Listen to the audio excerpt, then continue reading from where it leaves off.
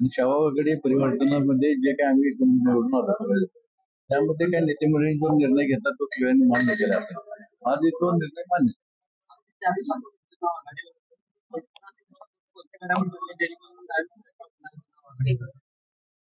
इथला निर्णयच नेते मंडळींच्याकडे असल्यामुळे नेते मंडळी जो काय नाव देतील ते मान्य करतील.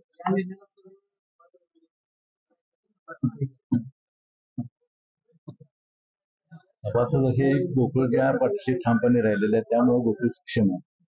आणि जो आतापर्यंत निर्णय घेतला तो सभासदांनी मान्य केलेला आहे, त्या पद्धतीने कारभार गोकुळ चाललेला आहे आणि बिनवर निवड झालेली आहे, त्यामुळे काय आता विषय नाही.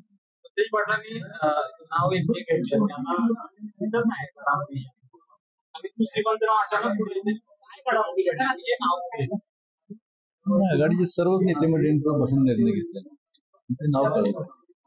आजच्या घडीला त्यामध्ये आजच्या घडीला गोकुळचा चेअरमन कोण होणार ही मुंबईतनं सूत्र आणतात. यापूर्वी ही परंपरा नव्हती, मात्र आता ती घडते. योग्य वाटते का अयोग्य वाटते, कसा बघता या घडामोडी?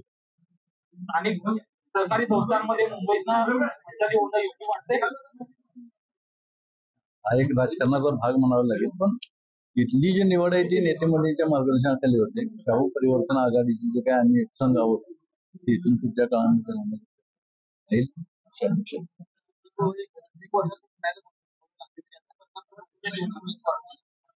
परिणाम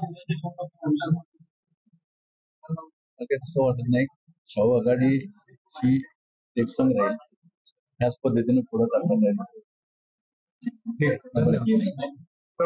अशाच नवनवीन अपडेट्ससाठी डिजिटल कोल्हापूर चॅनेलला सबस्क्राईब करायला विसरू नका. आमच्या फेसबुक, इन्स्टालाही नक्की फॉलो करा.